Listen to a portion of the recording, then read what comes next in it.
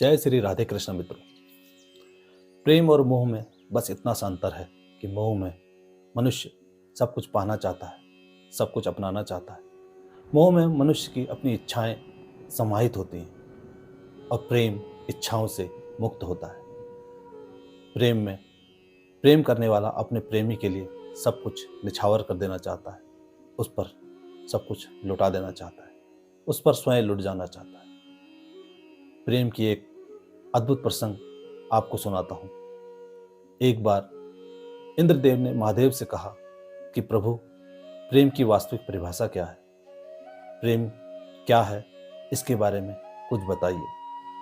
तो महादेव ने इंद्रदेव से कहा कि अगर तुम्हें प्रेम के बारे में कुछ जानना है, प्रेम की परिभाषा जाननी है, तो तुम्हें ब्रजधाम में श्री कृष्ण के पास जाना चाहिए। भगवान श्री कृष्ण प्रेम की मूरत है, उनके रोम रोम में प्रेम बसा है। इस संसार में उन जैसा प्रेम पाने वाला और प्रेम करने वाला ना कोई पैदा हुआ है और ना कभी होगा। महादेव से आज्ञा लेकर इंद्रदेव ब्रजधाम पहुंचे। उस समय ठाकुर जी रासलीला कर एक पेड़ के नीचे आराम करने बैठे हुए थे। इंद्रदेव को अपनी ओर आता देख ठाकुर जी ने एक पात्र अपनी पीठ के पीछे छिपा लिया। इंद्रदेव की नजर भी उस पात्र पर पड़ी। इंद्रदेव ठाकुर जी के निकट आए, उन्हें प्रणाम किया और कहने लगे, प्रभु, आपने मुझे देखकर वो पात्र अपनी पीठ के पीछे क्यों छुपा लिया है? भगवान श्री कृष्ण मुस्कुराए और कहने लगे, ऐसा उस पात्र में कुछ भी नहीं जो आपसे छुपाया जाए।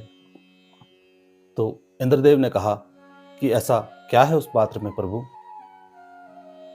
भगवान श्री कृष्ण ने कहा, देखिए, मैं आज बड़ी मुश्किल से थोड़ा सा छाछ लेकर आया हूं। इंद्रदेव चकित हुए। उन्होंने कहा, प्रभु, बड़ी मुश्किल से? आप तो तीनों लोकों के स्वामी हैं, समस्त सृष्टि आप पर निर्भर है, आप बड़ी मुश्किल से छाछ लेके आए? इसका मतलब ये कोई दिव्य छाछ होगी? क्या आपकी कृपा से मुझे भी इसका एक घूंट मिल सकता है? भगवान श्री कृष्ण मुस्कुराए और कहने लगे, नहीं इंद्रदेव, आप तो स्वर्ग के अमृत का पान कीजिए। इस छाछ की मैं किसी को एक बूंद भी नहीं दे सकता। इंद्रदेव ने कहा, प्रभु, एक छाछ के लिए आप स्वर्ग का अमृत देने को तैयार हैं? क्या ये कोई अनमोल छाछ है? छाछ तो आखिर छाछ होती है, इससे आपका इतना मोह क्यों? भगवान कहने लगे कि इस छाछ का मोल आप क्या जानो इंद्रदेव। जब मैं गोपियों के आगे आज नाचा हूँ, तब जाकर मुझे थोड़ी सी ये छाछ मिली है। इस छाछ को तो मैं ही पीऊँगा और इसकी एक बूंद भी मैं किसी को नहीं दे सकता।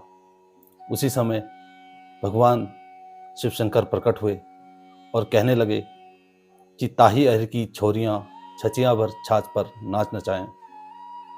उन्होंने इंद्रदेव से कहा कि इंद्रदेव, ये भगवान श्री कृष्ण का गोपियों के प्रति प्रेम है।